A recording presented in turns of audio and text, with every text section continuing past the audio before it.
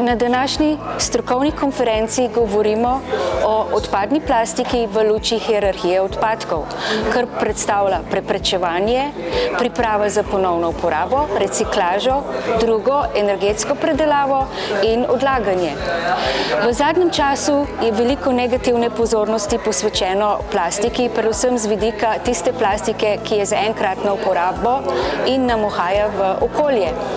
Ampak plastika ima veliko dobrih lastnosti. Nekatere vrste plastičnih izdelkov imajo izredno dolgo življenjsko dobo, tudi do 100 let. In gre na nas, da v bistvu preučimo ne samo, katere izdelke bomo izdelovali iz plastike, ampak tudi, kako jih bomo predelovali, ko postanejo odpadki. Allora, le maggiori sfide nella gestione dei rifiuti in compositi fibro rinforzati che abbiamo incontrato nel progetto sono state sicuramente la classificazione corretta dei rifiuti, in quanto si tratta di rifiuti che attualmente vengono classificati sotto dei codici rifiuto generici, quindi il problema di una corretta classificazione esiste e abbiamo cercato di affrontarlo attraverso la creazione di uno strumento, il catalogo dei rifiuti, che consente di classificare correttamente queste tipologie di rifiuti. La seconda sfida che abbiamo incontrato è stata quella di coinvolgere più imprese possibili nella adozione del modello di economia circolare e nel trasmettere a queste imprese l'innovatività del modello di gestione attraverso l'adozione di soluzioni innovative per tutte le fasi del ciclo di vita di gestione dei rifiuti in compositi fibro rinforzati. Nell'ambito del programma di cooperazione Italia-Slovenia il progetto Retracking intende trasferire le buone pratiche di gestione dei rifiuti in composito fibro rinforzati e di produzione di nuovi prodotti tracciabili. Il modello infatti è stato sviluppato all'interno del progetto a livello di caso pilota e per poter innescare il proprio impatto è necessario una valorizzazione dei risultati progettuali che sicuramente il programma transfrontaliero Italia-Slovenia può realizzare nel corso delle successive programmazioni. V našem podjetju odpadke zmanjšujemo na ta način, da tehnološko posodobimo procese, s čimer zmanjšamo količine nastalih odpadkov. Največji izziv v tem trenutku je vsekakor na strani prevzemnikov. Prevzemov v Sloveniji za predelavo ni. Vse, kar se na področju kompozitnih odpadkov proizvaja v Sloveniji, izvažamo. Ostale države pa seveda našega odpadka ne želijo prevzemati, ker imajo svojih dovolj. Znotraj projekta Ceplafib želimo dva osnovna tokova, torej reciklirano plastiko in recikliran časopisni papir uporabiti v novih kompozitih, ki bodo uporabljeni v embalažnem, avtomobilskem in gospodarskem sektorju. S tem izrabljamo sekundarne surovinske vire časopisnega papirja, jih revitaliziramo v nove produkte in s tem izboljšamo stroškovno in tudi materialno vrednost teh produktov. Podjetja, ki bi se lahko poslužila takšnih modelov, so dejansko podjetja, ki imajo večje količine odpadne plastike oziroma papirja. Z našimi prototipi pa smo pokazali, da je možno takšne izdelke uporabiti tako v avtomobilskem, embalažnem kot gospodarskem sektorju.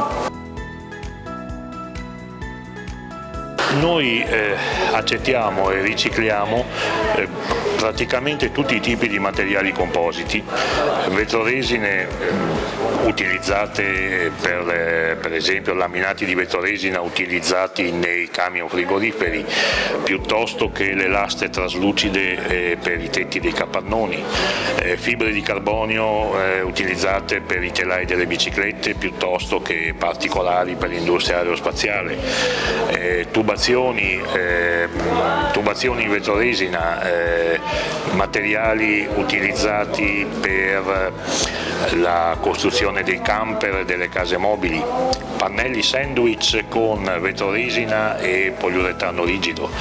Siamo anche in grado di utilizzare, abbiamo scoperto con il progetto, molti altri prodotti che attualmente non sono riciclabili, anche se sono composti da materiali termoplastici, prodotti utilizzati nell'industria dell'auto per le protezioni sotto scocca, laminati multipolimero.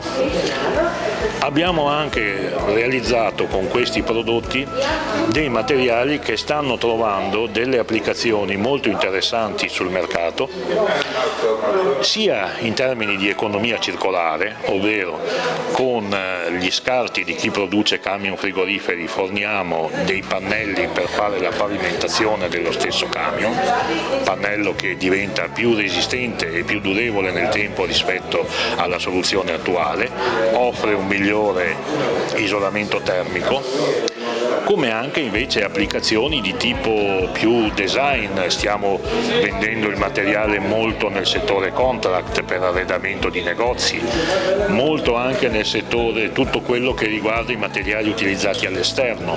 Stiamo anche producendo materiali nel settore nautico e navale con delle caratteristiche di isolamento acustico importanti. Il prodotto sta avendo veramente un boom di richieste e pensiamo che possa essere una bella certezza. CDP tehnologija omogoča predelavo katerega koli odpadka, ki je v osnovi ogljikovodik. To pomeni od bioodpadkov do plastike. Torej vse, kar je ogljikovodik, je treba predpripraviti ustrezno, kar pomeni, treba je zdrobiti, zmleti na ustrezne velikosti, posušiti tamle vsaj do 10% vlažnosti in potem je to predpripravljena material za vhod v ta proces. To ni zapletena tehnologija, kar pomeni, da jo lahko dosta enostavno regulirate. Dosta enostavno jo lahko regulirate tudi nadaljavo. Recimo naprava v Kanadi je bila regulirana iz Slovenije. Ker so to male naprave, jih lahko postavljate kjerkoli, kjer se za to dobi ustrezno dovoljenje. Poleg sintetičnega dizla, ki je direkten produkt, prihaja ven samo še CO2, destilirana voda pa bitumen, kar pomeni ni nekih negativnih vplivov na naravo. Lahko so to mobilne naprave. Torej, pomeni to, da ni potrebno postaviti velike infrastrukture. Celotna vrednostna veriga od tistega, ki prideluje odpadke, pa do tega, ki v bistvu bi potem prodajal in kupil sintetični dizel, celotna vrednostna veriga pridobi. Mi že vrsto let ločujemo odpadke in glede tega do sedaj nismo imeli problema z odvzemom. Zadnje čase pa se je tu zaustavilo, ker nam prevzemniki ga nočejo več prevzemati, ker nimajo možnosti, kje to nadalje predelovati. Jaz mislim, da je uvedba krožnega gospodarjenja pravzaprav nujna. Mi do sedaj te možnosti smo iskali, zadnje čase smo tudi to možnost našli in računamo na to, da jo bomo pač v naslednjih letih tudi uvedli. Zveza ekoloških gibanj Slovenije je nevladna okoljska organizacija, imamo status društva v javnem interesu po zakonu o varstvu okolja in že 23 let se prizadevamo za termično izrabo odpadkov v slovenskem prostoru. Za nami stoji stroka, tako slovenska kot tuja, ker vidimo, da slovenske odpadke lahko rešimo le na ta način, da jih termično predelamo. To se je pokazalo v zadnjih letih, ko so se začeli grmaditi mešane odpadki, komunalni odpadki. Bili smo odvisni od termičnega sežiga odpadkov na Dunaju, skozi Dunajsko sežigalnico. Seveda izvažali smo tudi odpadke plastiko na Kitajsko, tudi ti trgi so se nam zaprli in enkrat je nastal problem, kam z odpadki. Zero waste ne more rešiti problema že nastalih odpadkov, ampak dejansko moramo tudi iskati rešitve, kam bomo predvsem z odpadki, ki so industrijski, teh je skoraj 90%, 10% pa komunalnih odpadkov. In če ne bomo reševali industrijskih odpadkov, nam grozi, da industrija se bo ustavila. Prišli smo do situacije, ko pravzaprav moramo biti odvisni od svojega znanja, svojega dela, dela in svojih rešitev. In eno od teh rešitev je tudi termična izraba odpadkov. Povedal bi samo še to, da je sedaj zelo pomemben trenutek in pričakujemo, da bo odločitev vlade čimprejšnja.